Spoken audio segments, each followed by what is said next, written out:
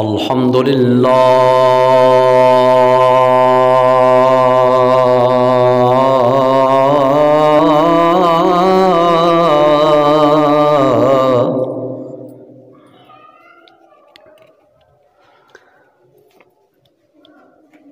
الحمد للہ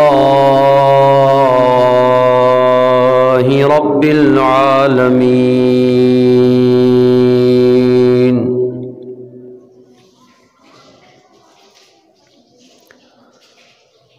والصلاة والسلام علی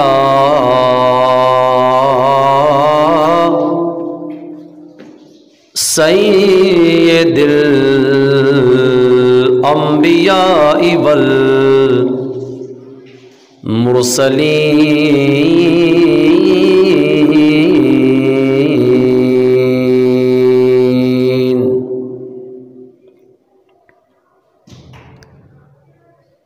وعلی آلہ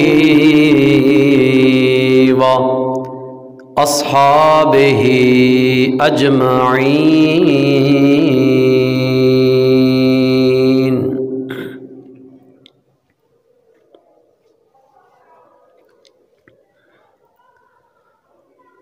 اما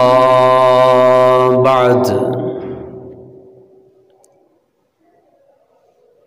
فاعوذ باللہ من الشیطان اللعین الرجیم بسم اللہ الرحمن الرحیم قال اللہ عز وجل فی کتابہ المجید والفرقان الحمید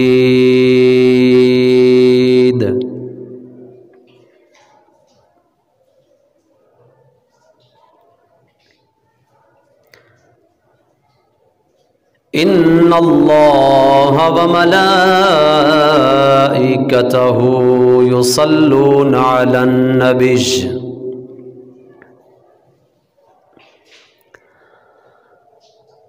یا ایہا الذین آمنوا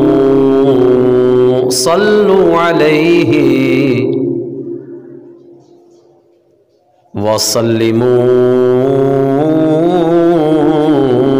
تسلیما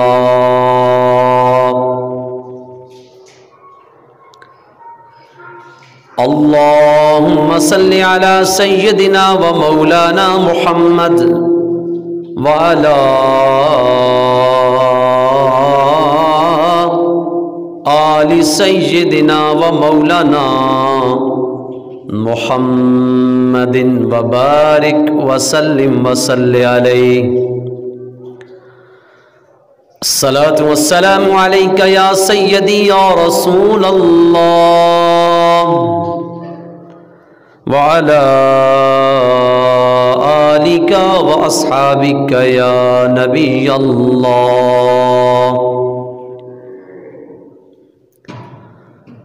الصلاة والسلام علیک یا خاتم النبیین وعلی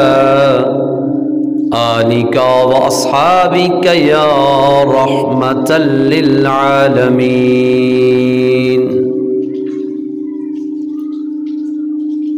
الصلاة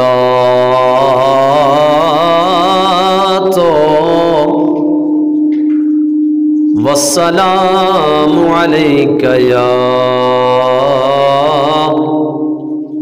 جد الحسن والحسین وعلی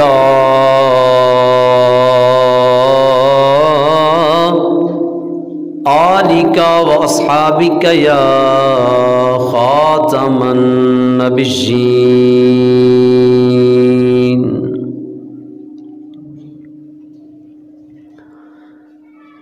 اللہ رب العالمین کی حمد و ثنا کے بعد سرکار دو عالم فخر، فخر دو عالم، نور مجسم، جانے کائنات، مقصد کائنات، وجہ تخلیق کائنات، میرے اور آپ سب کے آقا، مولا، ملجا، مأوا،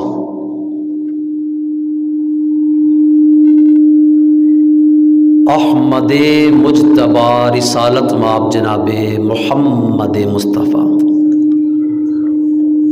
صلی اللہ علیہ وآلہ وسلم کی پاک مقدس بارگاہ میں ہدیہ درود و سلام عرض گزار ہونے کے بعد نہایت ہی واجب القدر، واجب الاحترام دوستوں، بزرگوں، نوجوان ساتھیوں، السلام علیکم ورحمۃ اللہ وبرکاتہ۔ آج کے اس پروگرام میں، اس نشست میں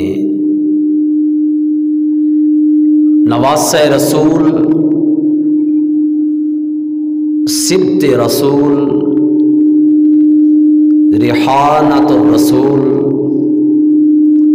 شہزادہ رسول، امام علی مقام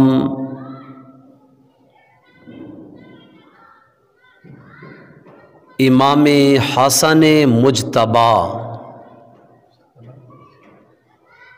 ابن علی المرتضی کرم اللہ وجہہ الکریم کی ذات گرامی کے متعلق کچھ معروضات عرض کرنے کا موقع ملا ہے۔ اللہ وحدہ لا شریک ہم سب کو ان پاک ہستیوں کی نسبت اور تعلق نصیب فرمائے۔ امام علی مقام سیدنا امام حسن رضی اللہ تعالی عنہ سرکار دو عالم، فخر دو عالم، نور مجسم صلی اللہ علیہ وآلہ وسلم کے وہ عظیم نواسے ہیں کہ جنہوں نے ساری زندگی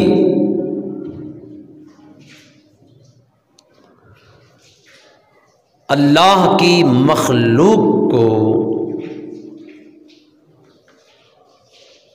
راہ راست پر لگانے اور چلانے کے لیے گزاری ہے۔ آپ رضی اللہ تعالی عنہ صاحب مقام اور صاحب کرامات تھے۔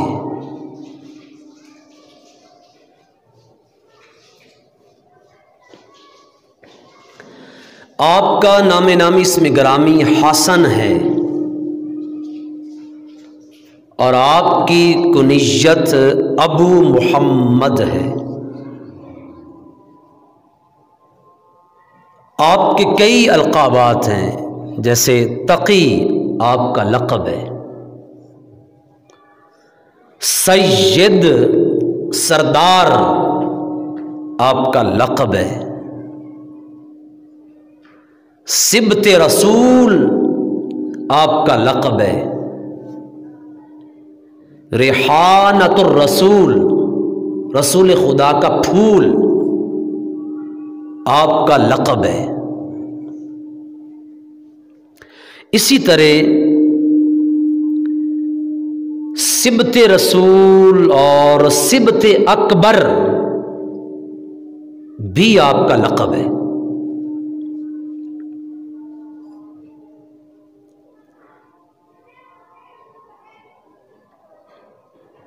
امام علی مقام کا مقام اور مرتبہ اہل علم سے چھپا ہوا نہیں ہے۔ سرکار دو عالم فخر دو عالم نور مجسم صلی اللہ علیہ وآلہ وسلم جناب حسن مجتبی سے بڑی ہی محبت، بڑا ہی پیار اور بڑا ہی لگاؤ رکھتے تھے۔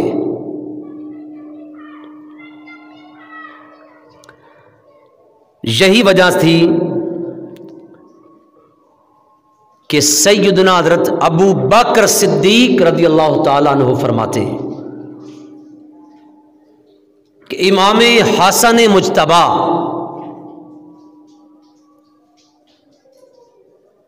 جب مسجد میں تشریف فرما ہوتے اور حضور علیہ الصلاۃ والسلام نماز ادا فرما رہے ہوتے تو سیدنا حضرت امام حسن رضی اللہ تعالیٰ عنہ آپ کبھی سرکار علیہ الصلاۃ والسلام کی گردن مبارک پر، کبھی پیٹھ مبارک پر سوار ہو جایا کرتے تھے، اور سرکار دو عالم صلی اللہ علیہ وآلہ وسلم بڑی شفقت کے ساتھ، بڑی محبت کے ساتھ اور بڑے ہی پیار کے ساتھ حسن مجتبی کو اتارتے اور نماز کی تکمیل کے بعد صحابہ کرام رضوان اللہ تعالی علیہم اجمعین عرض کرتے یا رسول اللہ صلی اللہ علیہ وآلہ وسلم، آپ اتنی نزاکت کے ساتھ شفقت اور محبت فرماتے ہیں حسن مجتبی سے، تو سرکار دو عالم فخر دو عالم نور مجسم صلی اللہ علیہ وآلہ وسلم ارشاد فرماتے کہ یہ دنیا کا میرا پھول ہے، دنیا کا میرا پھول ہے، اسی لیے آپ کا لقب تھا ریحانۃ الرسول، رسول خدا کے پھول۔ ایک مرتبہ سرکار دو عالم فخر دو عالم نور مجسم صلی اللہ علیہ وآلہ وسلم جناب حضرت حسن مجتبی کو اپنے کندھوں پہ اٹھا کے لے کے آ رہے تھے، اور اس حدیث پاک کے راوی حضرت انس بن مالک رضی اللہ تعالیٰ عنہ ہے۔ تو حضور علیہ الصلوۃ والسلام کے ایک صحابی سامنے سے آئے، حسن مجتبی دوش مصطفیٰ پر سوار تھے، اس صحابی نے حضرت حسن سے مخاطب کر کے فرمایا نعم المرکب راکبت یا غلام، اے صاحبزادے تیری سواری کتنی خوبصورت ہے، تو کتنی اعلیٰ عظیم سواری پر سوار ہے۔ تو سرکار دو عالم صلی اللہ علیہ وآلہ وسلم نے ارشاد فرمایا وَنِعْمَ الرَّاكِبُ ہوا، حضور نے ارشاد فرمایا سواری دیکھتا ہے کتنی اعلیٰ ہے، فرمایا اوپر سوار ہونے والا سوار نہیں دیکھتا کہ کتنا مقام اور مرتبے کا حامل ہے، سوار کتنا عظیم ہے۔ تو سرکار دو عالم صلی اللہ علیہ وآلہ وسلم حضرت امام حسن مجتبی سے بڑی محبت اور بڑا ہی پیار فرمایا کرتے تھے، اسی لیے سرکار دو عالم صلی اللہ علیہ وآلہ وسلم ارشاد فرمایا کرتے تھے، برا بن عازب رضی اللہ تعالیٰ عنہ، برا بن عازب حدیث پاک کے راوی فرماتے ہیں نبی پاک صلی اللہ علیہ وسلم تو میں نے دیکھا کہ حسن مجتبی کو کندھے پر اٹھائے آ رہے ہیں، اور سرکار علیہ الصلوۃ والسلام یہ دعا فرماتے ہیں اللہم انی उहिब्बुहु फ़अहिब्बुहु, ऐ अल्लाह मैं हसन मुज्तबा से मोहब्बत करता हूं। अल्लाहुम्मा इन्नी उहिब्बुहु फ़अहिब्बहु, ऐ अल्लाह मैं इससे मोहब्बत करता हूं, तू भी इससे मोहब्बत कर। हसन मुज्तबा सरकार को इतने महबूब थे कि मौला हसन के लिए अल्लाह की मोहब्बत तलब की, अर्ज की मौला मैं इससे मोहब्बत करता हूं, तू भी इससे महबूब रख, इससे मोहब्बत कर। सरकार दो आलम सल्लल्लाहु अलैहि वसल्लम की इस नवासे की बड़ी शान, बड़ा मकाम और बड़ा मर्तबा है। सरकार अलैहिस्सलाम ने हसन मुज्तबा के मकाम और मर्तबे को बयान करते हुए इरशाद फरमाया कि मेरा ये बेटा मुसलमानों के दो गरोहों के दरमियान, दो जमातों के दरमियान सुलह करवाएगा, और खिलाफत मौला अलीजुल मुर्तदा के बाद, खिलाफत मौला अली के बाद जब हसन मुज्तबा खिलाफत पे फायज हुए और 6 माह आपने खिलाफत फरमाई,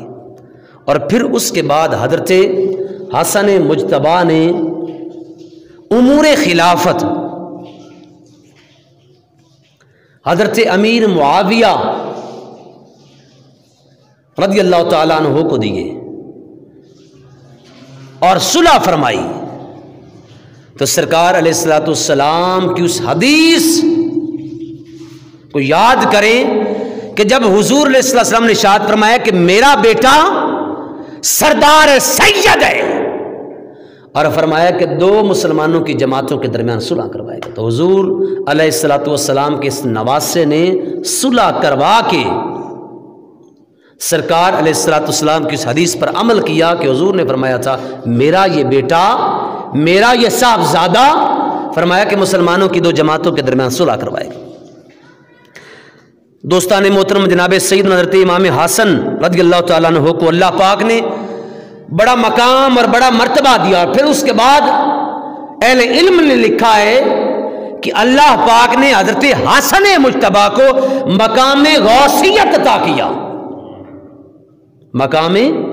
गौसियत अता किया। आप इस उम्मत के गौसे अकबर हैं, गौसे आजम हैं,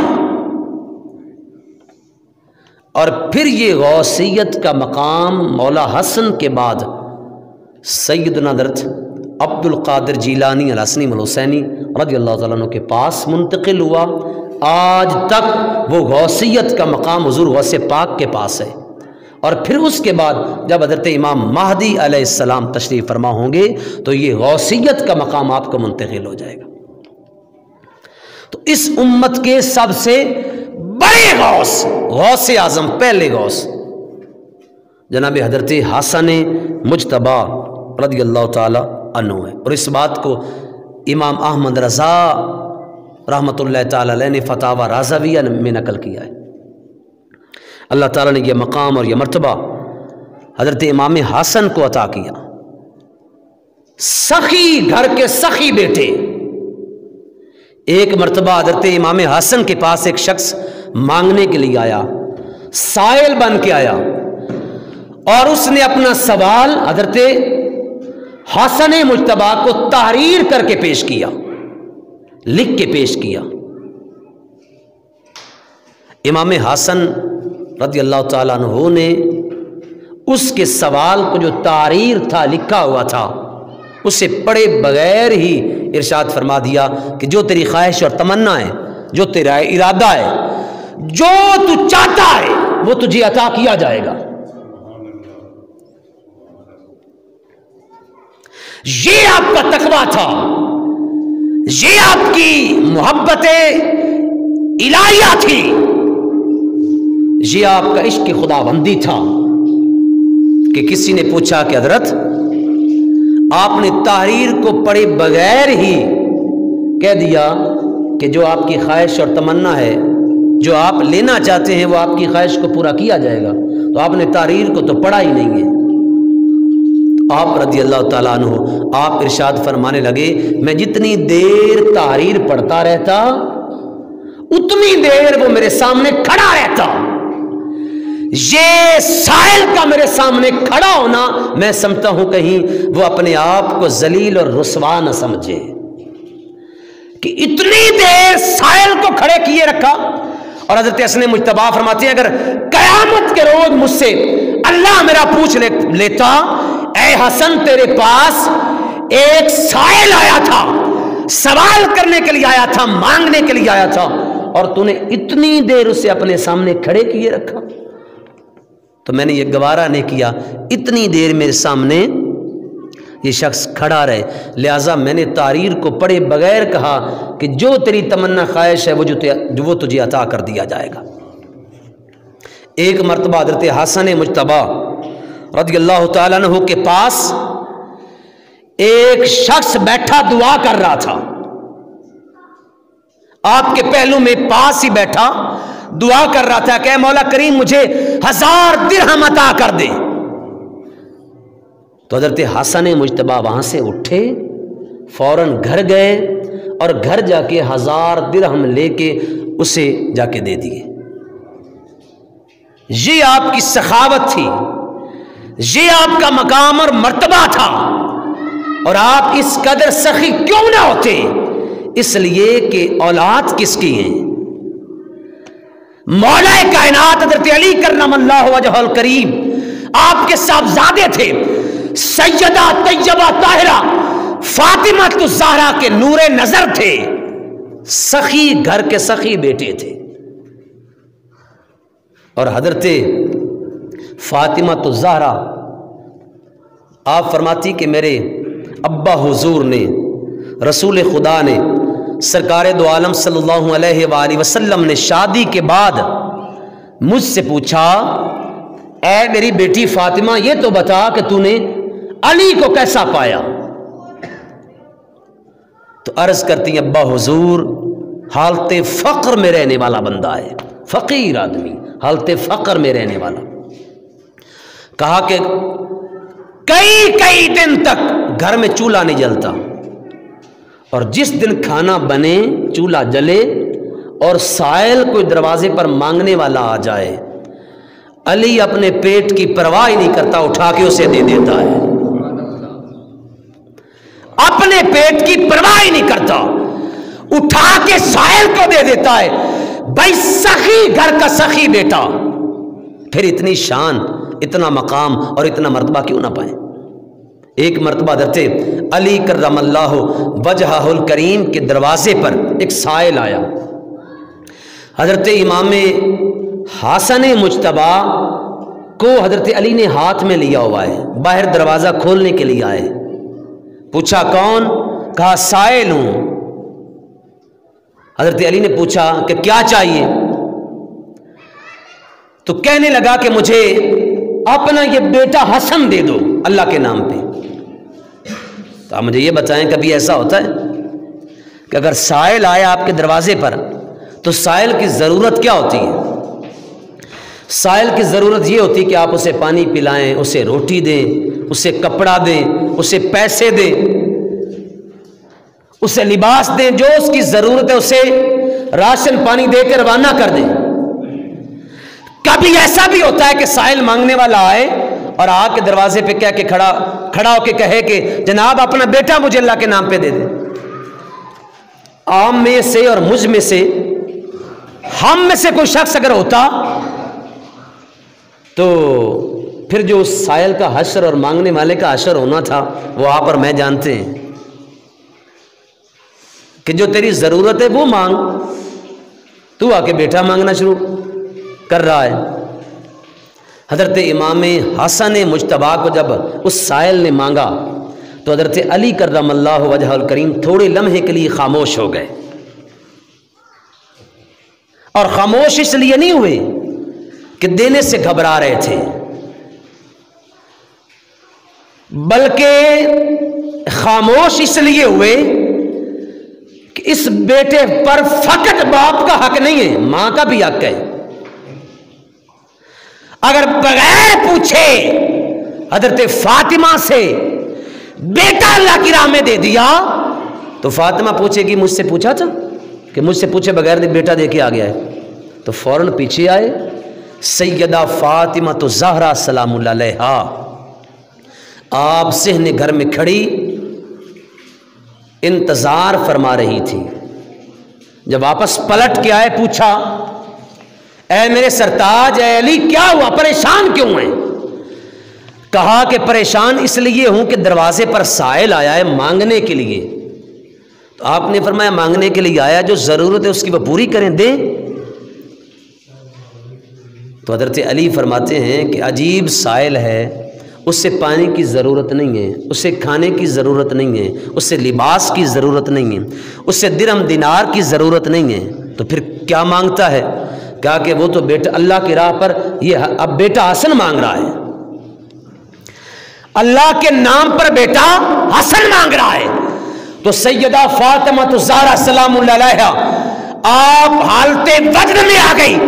آپ فرماتی علی رب کے نام پہ مانگا تھا، اس نام پہ تو میری نسلیں قربان، اس نام پہ تو میری سانسیں قربان، اس نام پہ تو ہم باری باری جائیں، رب کے نام پہ مانگا ہے، ہاں رب کے نام پہ مانگا ہے۔ علی پھر سوچتا کیا ہے؟ فرمایا سوچوں کیوں نہ، آپ سے اجازت مانگنے کے لیے آیا ہوں۔ حضرت فاطمہ تو زہرا نے فرمایا سوچنا، فرمایا حسن تو اٹھا، حسین میں اٹھاتی ہوں، حسن کو رب کے نام پہ تو دے دے، حسین کو میں دے دیتی ہوں۔ فرمایا سوچ کیا رہا ہے؟ فرمایا کہ حسن کو اٹھا کے رب کے نام پہ تو دے دے، حسین کو اٹھا کے رب کے نام پہ میں دے دیتا ہوں۔ یہ سخی گھر کا سخی بیٹا، کوئی بھی سائل حضرت حسن مجتبیٰ کے پاس آتا، صاحب سخا اس قدر تھے کہ فوراً اٹھا کے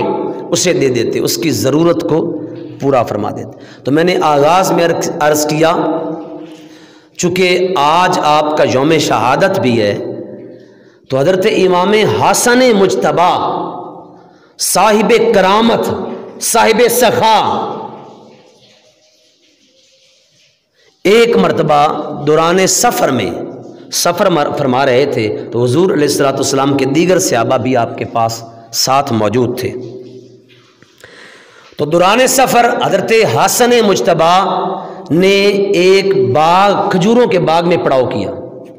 وہاں پر قیام فرمایا، خدام نے آپ کے لیے جگہ بنائی، ایک درخت کے نیچے بیٹھ گئے، کھجور کا درخت تھا، وہ باغ لگا ہوا تھا، وہ سوکھ چکا تھا، خشک ہو چکا تھا باغ، اس پر کھجوریں نہیں لگتی تھی۔ تو خدام نے کہا کہ اے حسن مجتبیٰ، حضرت اگر آج ان درختوں پر کھجوریں ہوتی تو ہم بھی کھاتے۔ حضرت عبداللہ ابن زبیر بھی ساتھ تھے۔ تو فرماتے ہیں کہ حضرت امام حسن مجتبیٰ نے اپنی گردن کو جھکایا، کچھ لمحے کے لیے اپنے دل ہی دل میں منہ میں پڑا، اچانک ہم نے کیا دیکھا کہ باغ سرسبز و شاداب ہو گیا ہے، سرسبز و شاداب ہو گیا، اس پر کھجوریں لگ گئی، تازہ کھجوریں، ہم سبھی نے کھائی۔ تو ایک اونٹ چرانے والے شخص نے دیکھا، اس نے دیکھا جب، تو اس نے کہا کہ یہ تو جادو ہے، یہ کیسے ہو سکتا ہے؟ عرصہ دراز سے یہ خشک باغ، یہ سوکھ چکا باغ، اب پھل اس پر نہیں لگتا، اور اچانک پھلدار ہو گیا، سبز و شاداب ہو گیا۔ تو حضرت عبداللہ ابن زبیر رضی اللہ تعالیٰ عنہ نے اسے ڈانٹا اور ڈانٹ کے فرمایا توبہ کر، معافی مانگ، اس لیے کہ یہ شہزادہ رسول، نواسہ رسول حضرت حسن مجتبیٰ رضی اللہ تعالیٰ عنہ کی دعا کا نتیجہ ہے کہ اللہ پاک نے آپ کی دعا کے بدلے باغ کو سرسبز و شاداب فرمایا۔